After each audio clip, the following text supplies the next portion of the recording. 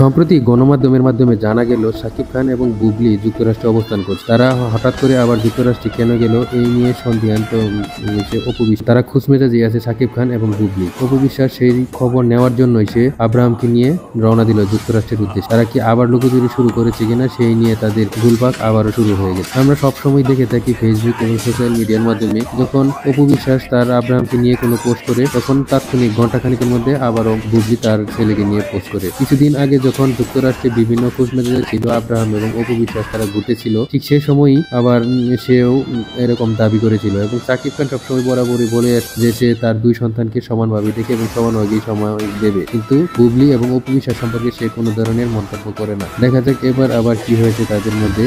তারা আবারও এরকম শুরু করেছে। কেন যুক্তরাষ্ট্রে আবার দুজন একসাথে গেল সাকিব খান এবং বুবলি সে বিষয়েই আবার চলে গেল অপু বিশ্বাস এবং আব্রাহাম সেখানে তাদের যে উদ্দেশ্য খোঁজার জন্য। এই নিয়ে তাদের আসলে শুরু হয়েছে বিভিন্ন সময়ের এই ধরনের আচরণ। আচ্ছা, ভালো থাকবেন, এটাই আপনাদের জানানো ছিল। গণমাধ্যমের এই খবরটা আসলে কতটুকু যুক্তিসঙ্গত তাই দেখার আছে। তবে সাকিব খানের উচিত দুজনকেই সমানভাবে সময় দেওয়া এবং তাদেরকে নিয়ে সুন্দরভাবে জীবনযাপন করা। ভালো থাকবেন।